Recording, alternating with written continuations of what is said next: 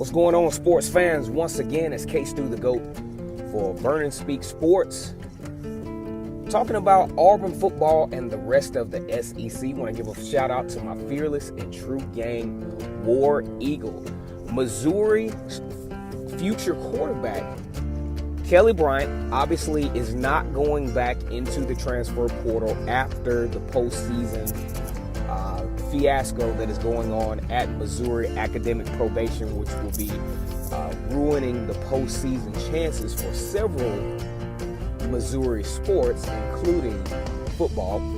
So that means after this season, the end of the season, Missouri can't go to a bowl game. Chances are they really weren't going to go to a New Year's Six bowl game, and just almost out of the question to even think about competing for college football playoffs. And Missouri, Kelly Bryant hopes to finish his career at Missouri and kind of hone some of the skills that he just didn't pick up on while he was at Clemson.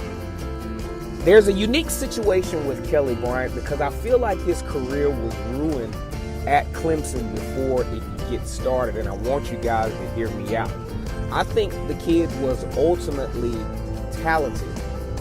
However, I think his talent just wasn't directed in, for lack of a better way of putting it, the right direction. Deshaun Watson, who turned out to be one of Clemson's Heisman Trophy winning quarterback, he also managed to win a national championship over the mighty Alabama while he was there. Guess who was Deshaun Watson's backup? Kelly Bryant. Now, hear me out. Deshaun Watson, was a spectacular football player. In the 2 years where he really had his most massive reign over the Clemson quarterback monarchy, he almost passed for 900 yards, also while rushing for about 1,900 yards during that time.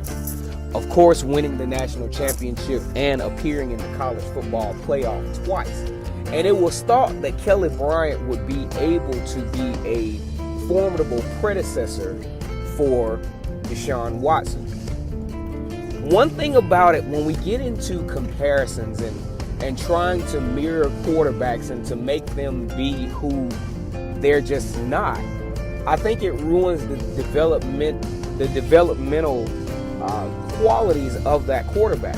Because I think instead of Kelly Bryant trying to be or accentuate the best of his talents, I really think because of psychological and subconscious reasons by him and the coaching staff and the fan base, we got to bring the fan base into, because a lot of times the fan base so badly want to resurrect a player that just gave them that feeling of greatness, that had this God-like persona.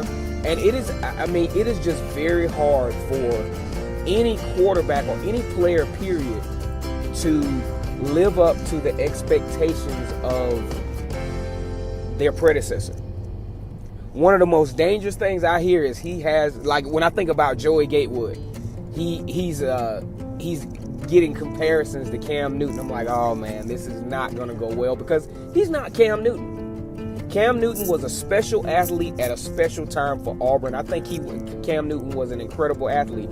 I'll even go out on a limb to say, as great as Cam Newton was, I'm not too sure if he would have been able to pull off the same accomplishment the next year at Auburn. He did that one and done. He hit Auburn. He hit the SEC for what it was worth, and then he went on to the NFL. Joey Gatewood is not Cam Newton, no more than Cam Newton is Joey Gatewood. Malik Miller is not Nick Marshall, no more than Nick Marshall is Malik Miller. And that's where these comparisons ruin the opportunities of the player who's coming up. Let the player be himself. See what that player has to offer, what kind of special skill set that player has to offer, without the interruption of being compared to another great football player. Because in watching Deshaun Watson play, watching Kelly Bryant play, yes, they're, formidable dual threat quarterbacks. However, they're not the same type of player. And I think it just sets an unrealistic expectation for an otherwise very good football player when they're constantly being compared to another player. That's why I don't really get into these who's the GOAT conversations, because I'm a deep thinker when it comes to this thing. There's so many different ways that you can compare a player to where it winds up being not even worth the comparison. Like the ridiculous comparisons between Michael Jordan and Kobe Bryant. Now, they actually are close in comparison because their game damn near mirror each other at times. But when you talk about Michael Jordan and, say, LeBron James, I don't see where the comparison lies.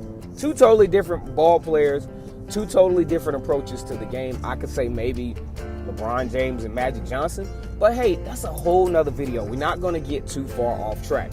One of the things that we have to do, especially when, even these players, they really don't understand. They're young and they're very impressionable, and they really want to live up to the hype for the fans and for the coaching base. But I think as coaches, and Nick Saban talks about it all the time when he talks about rat poison. And those are those things that are subtle little bits and sprinkles of rat poison that can slowly corrode the psychology and the subconscious mind of a player when they start to compare themselves and try to live up to being the type of player that they just can't. And there's nothing wrong with the fact that they can't, because each player brings a unique skill set to the table. And I just think the comparisons to Deshaun Watson and the comparisons to the Cam Newtons of the world, those players are special players. And typically, kind of like, I'll even say Bo Jackson. Has there ever been another Bo Jackson? No. Has there ever been another Deion Sanders? No. Absolutely not. Because those were special athletes. I mean, you might see shades of it here and there, but you will never see athletes on that type of level, which is okay. Herschel Walker. I've never seen a running back run like Herschel Walker because he's Herschel Walker. So I think Kelly Bryant's career was ruined before he could even take on the starting role at Clemson because of the comparisons to Deshaun Watson that he could just absolutely never live up to. And the fan base, the coaching staff, and even himself considered him somewhat of a failure because he just could not be who Deshaun Watson was. Once again, it's K-Stu the GOAT for Burner Speak Sports, mostly talking about Auburn football and the rest of the SEC. Want to give a shout out to my fearless and true gang, War Eagle. Like, comment, and subscribe. And, type in the comments what you might want to hear about next, because I actually read those and actually helps me out with developing relevant content for you all. You have a great day, and once again, War Eagle.